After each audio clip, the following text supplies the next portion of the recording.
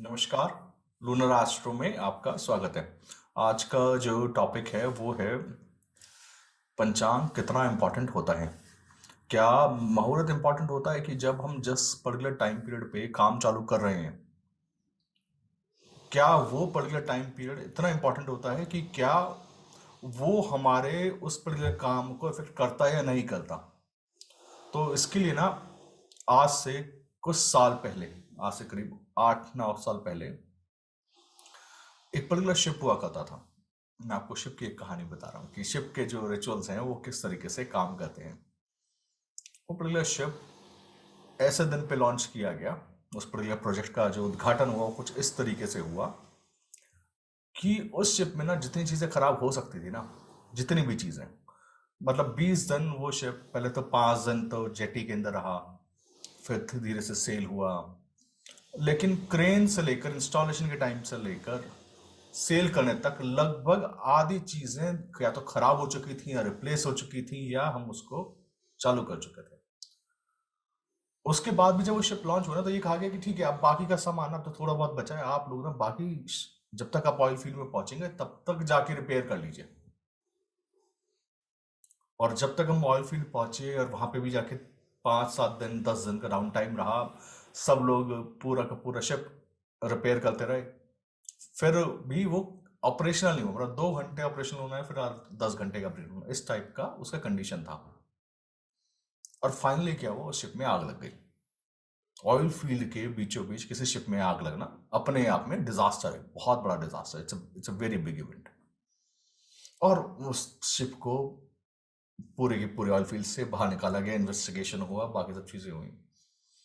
तो जब करने के बाद बैठे, क्योंकि आप क्या होता है कि आप जब एनालाइज करते हो चीज़ों को और बैठते हो और सोचते हो कि अब क्या करें,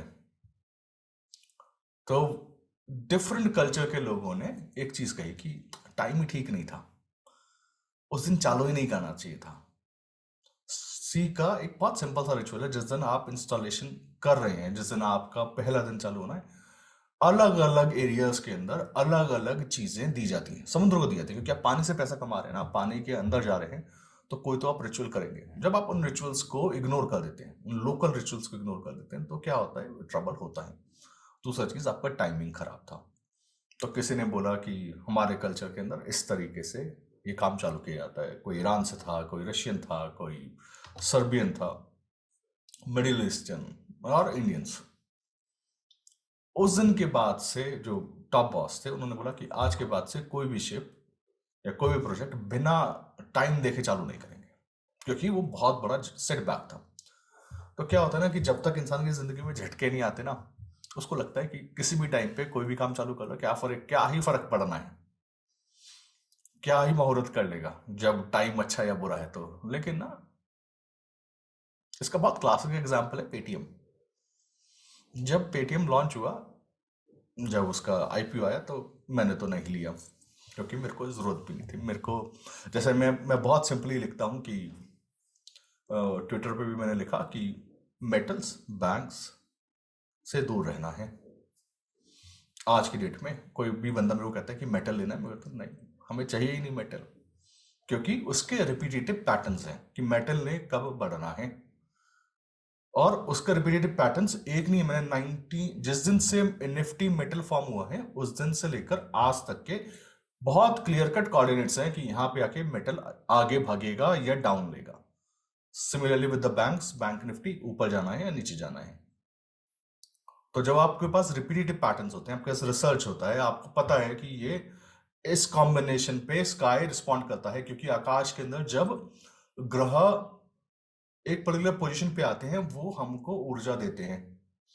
उस ऊर्जा की वजह से सारे लोग एक जैसी बातें करते हैं, और उसकी वजह से उसका जो रिफ्लेक्शन है वो मार्केट में दिखाई देता है। तो जो जो इस बार के सेक्टर्स मैंने दिए हैं वो ट्विटर के ऊपर हैं, आप जाके देखिए। और एक काम कीजिए, स्टार्टिंग से देखिए, आज से 2 साल पहले से देखिए, 1.5 साल पहले से देखिए, क्या क्या दिया, कब कब बढ़ा, नहीं बढ़ा।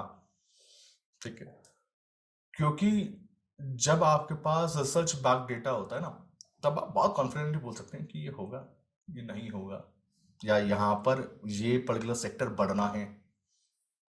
और इसके लिए ऑलरेडी पहले से चीजें दी जा चुकी है। पर जब भी वो लॉन्च हुआ, वो एटीएम का पर्टिकुलर स्टॉक लॉन्च हुआ, तो आप ना उस कंपनी का हेल्थ देखिए, वो किस दिन लॉन्च हुआ, क्या कहता है उसका हेल्थ। अगर उस पंचांग के उस भाग में, पंचांग के अंदर 5 भाग है जिन लोगों को नहीं पता, तिथि, वार, योग, नक्षत्र, करण, ये पांचों के पांचों कंबाइन होके एनर्जी बनाते हैं। ये पांचों के पांचों का अलग अलग रोल है। इसमें से सबसे मतलब इंपॉर्टेंट कहिए या क्रिटिकल या क्रूशियल बोलिए, वो है नक्षत्र, क्योंकि नक्षत्र आयु डिसाइड कर देता है। नक्षत्र क्या है? नक्षत्र आप किस स्पीड पे सांस ले रहे हैं। आपको पता है नक्षत्र ना चंद्रमा का देखा जाता है ना, वाटर बॉडी है चंद्रमा, वाटर बॉडी का नक्षत्र देखा जाता है। नक्षत्र एयर कंटेंट है। नक्षत्र हमारी फीलिंग भी है कि हम क्या करना चाहते हैं, हम किस तरीके से चीज एग्जीक्यूट करते हैं, और हम जिस तरीके से चीज एग्जीक्यूट करते हैं वो डिपेंड करता है कि हम सांस किस तरीके से ले रहे हैं।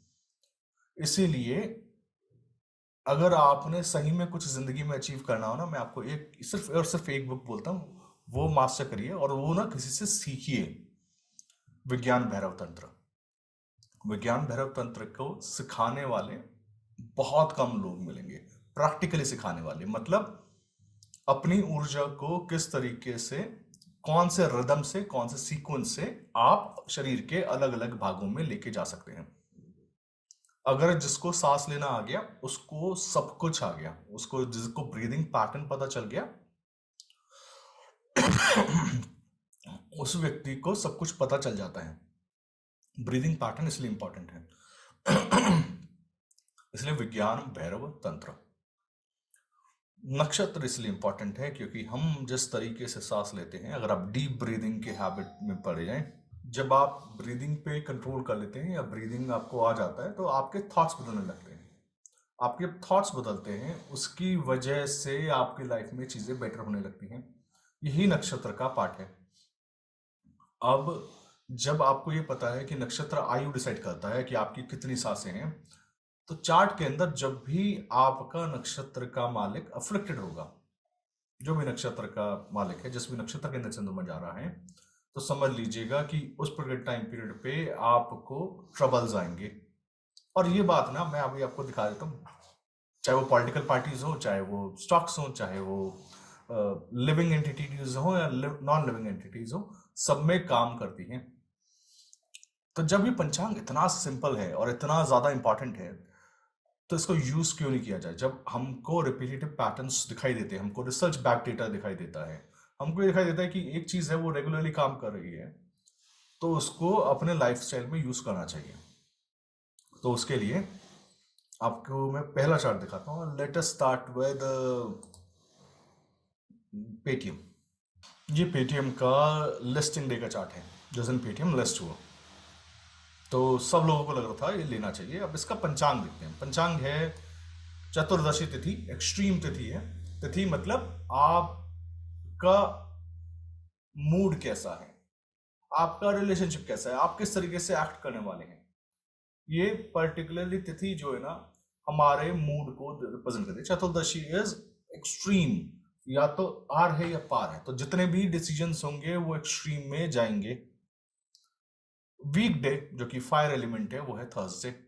मतलब हमारी हेल्थ कैसी रहने वाली है, हम कितना पैशनेट होने वाले हैं, हम कितना एफर्ट्स लगाने वाले हैं, वो हमारा वीक डे है। वार, वार मतलब हमारे एक्शंस क्या होने वाले हैं। तो बृहस्पतिवार के दिन एनबीएफसी का लॉन्च होना बहुत अच्छी बात है। नक्षत्र है भरणी, भगवान यम का नक्षत्र है, और एक्सट्रीमली पनिशेबल नक्षत्र है। यहाँ गलतियां बर्दाश्त नहीं है, ठीक है। अभी हम ये 3 चीजें देखते हैं।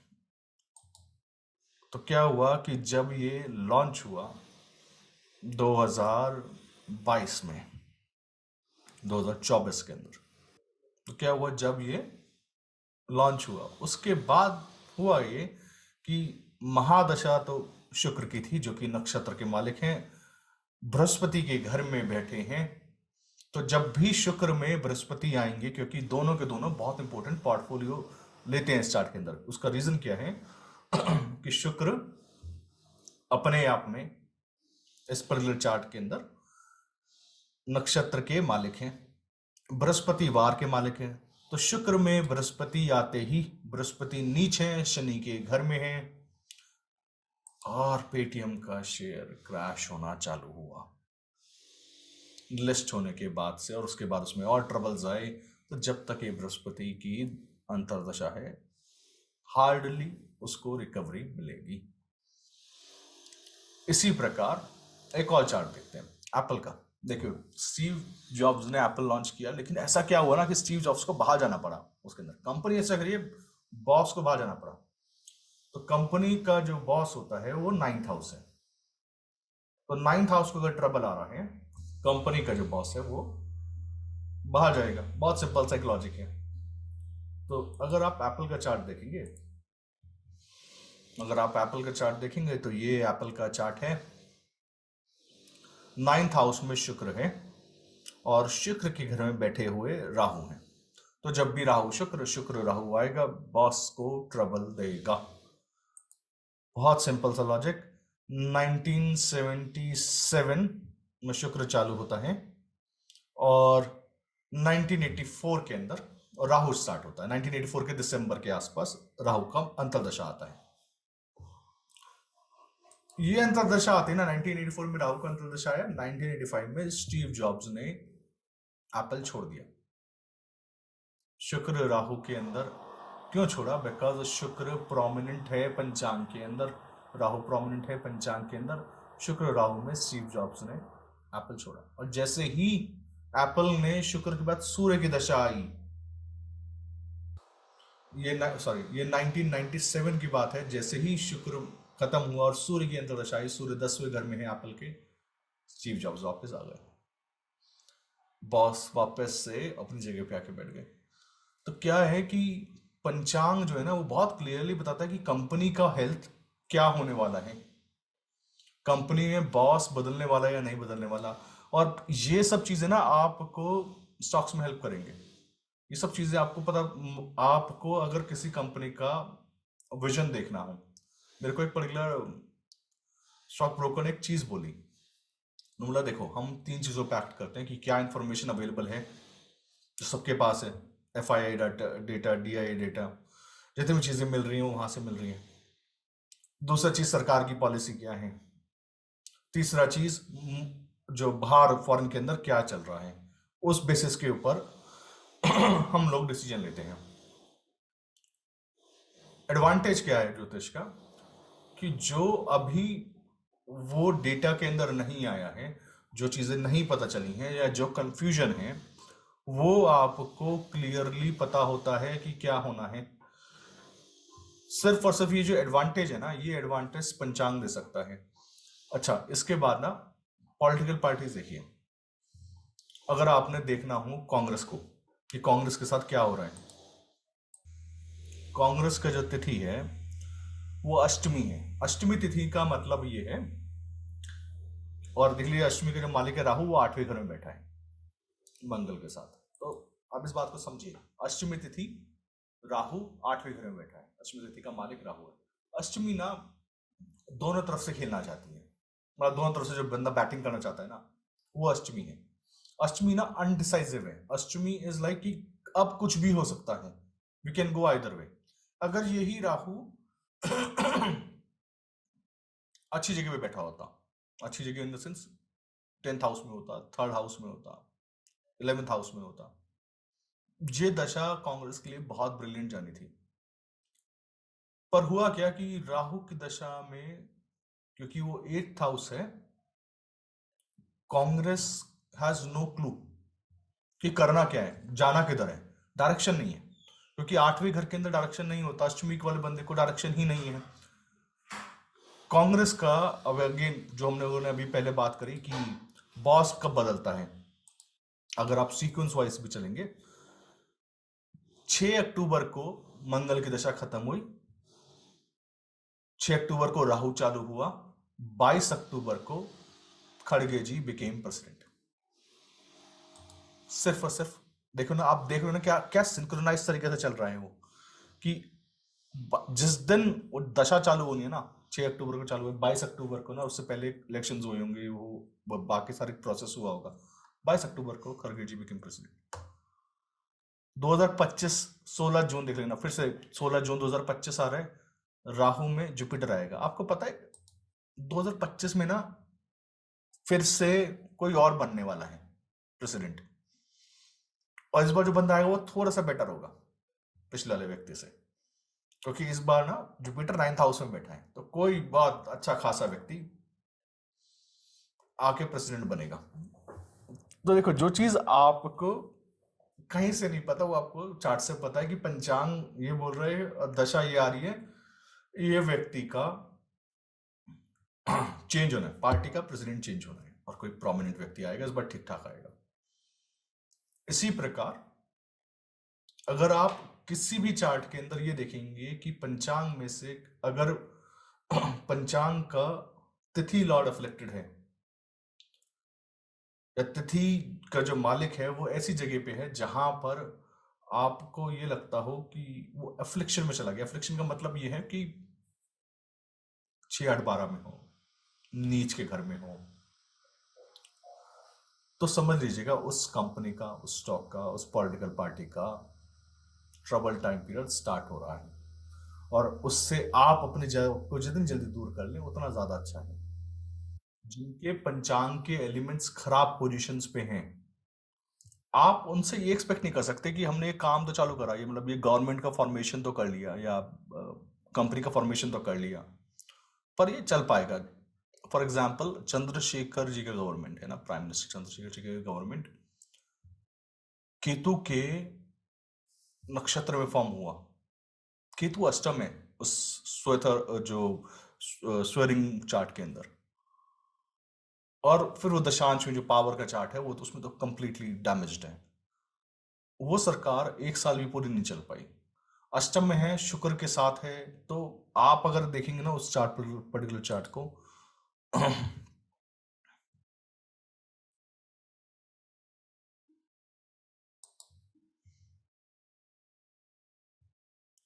केतु अष्टम में है। दूसरी चीज, वो उच्च के बृहस्पति के साथ है। वो इतना कॉम्प्लिकेटेड चार्ट है कि अगर कोई भी व्यक्ति इसमें थोड़ा सा दिमाग लगाता और बोलता कि आप ना इस पर्टिकुलर टाइम पीरियड पे ओथ मत लीजिए, क्योंकि केतु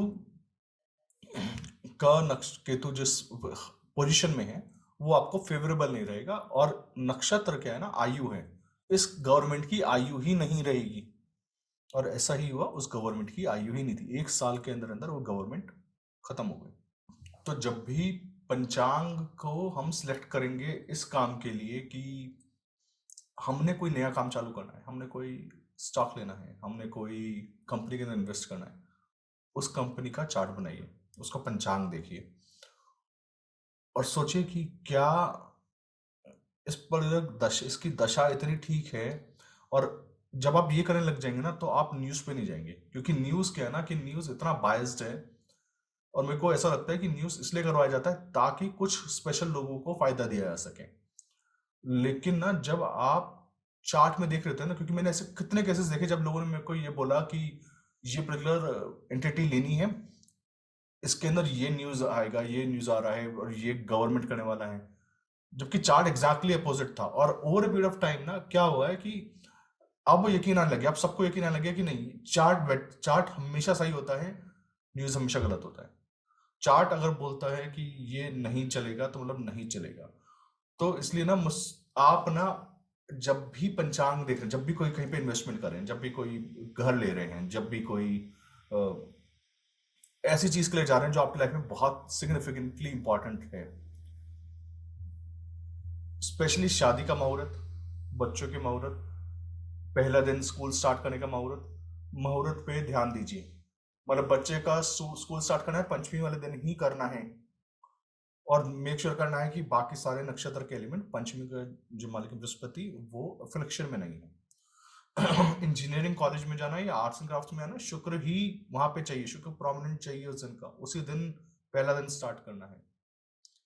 अगर आपने अपना पहला दिन किसी नई जगह पे मुहूर्त ऐसा चुन लिया है, आप उस चार्ट को संभाल के रखिएगा, क्योंकि मैंने तो ऐसे ही सीखा कि जितनी बार भी कोई बड़ा ट्रांजैक्शन करा, चार्ट बनाया, पंचांग लिया और बोला यहाँ पर आके दिक्कत करेगा, और वो ना दिक्कत करता है उसका।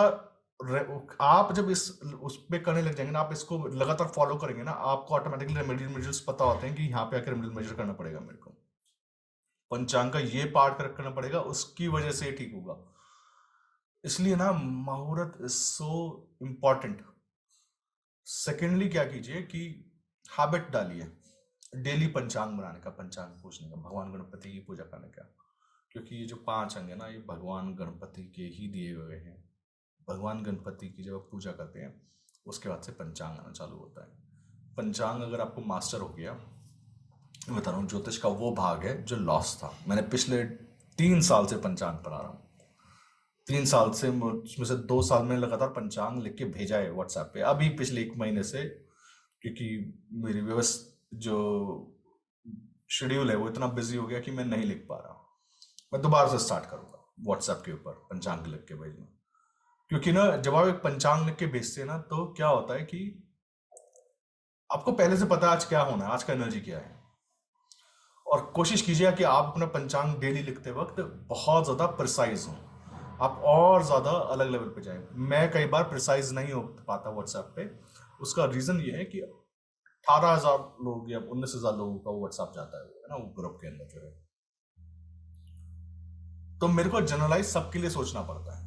पर आप जब सिर्फ अपने लिए सोच रहे होंगे ना, आपको क्लैरिटी होगा कि ये आज का थीम है, ऐसा ही रहना है। मतलब कोई कोई दिन होता है आज कुछ नहीं होगा, आपको भले ही दुनिया कहती हो ये होगा, ये होगा, ये होगा, ये मिलने आएगा, कुछ दिन ना वो पंचांग अगर फेवरेबल नहीं है ना, पंचांग अगर पंचांग में चतुर्थी तिथि आ गई है, आपको पता है कोई कुछ भी कहता रहा है, आज कोई काम होना ही नहीं है, everything is delayed and denied, that's चतुर्थी तिथि फॉर यू। नौमी तिथि है, आपको पता है सिर्फ हवा की बातें हैं, आज no action has to be taken. और आपको पता है 10वीं है, आराम से नहीं बैठा नहीं जाएगा। चतुर्दशी है, हैज टू गो एक्सट्रीम। तो ये जो फ्लेवर है ना पंचांग का, इसको ना ज्योतिष का वो अंग है जिसको ना आप इग्नोर नहीं कर सकते। टेक्निकल है, मानता हूं, टाइम लगता है सीखने में, मानता हूं, पर कोई भी ग्रेट चीज ना आसान नहीं हो सकती। एक साल का 1 साल अगर आपने बैठ के प्रैक्टिस करा, 1 साल आपने अगर इसको हैबिट में डाल लिया कि आप आज एक पर्टिकुलर स्टॉक खरीद रहे हैं, उसका पंचांग बना लिया अगर आपने और उसको फॉलो कर लिया, कोई गाड़ी खरीद रहे हैं, कुछ भी नया चालू कर रहे हैं, मेक पंचांग हैबिट। जैसे जैसे आप करते जाएंगे आपको लगेगा पंचांग से ज़्यादा ब्रिलियंट चीज़ कोई है ही हो ही नहीं सकती ज्योतिष के अंदर। इसलिए ना उसका इतना ज़्यादा इंपॉर्टेंस है। तो I hope to see you guys next time. I hope you learn something new. Thank you, bye bye.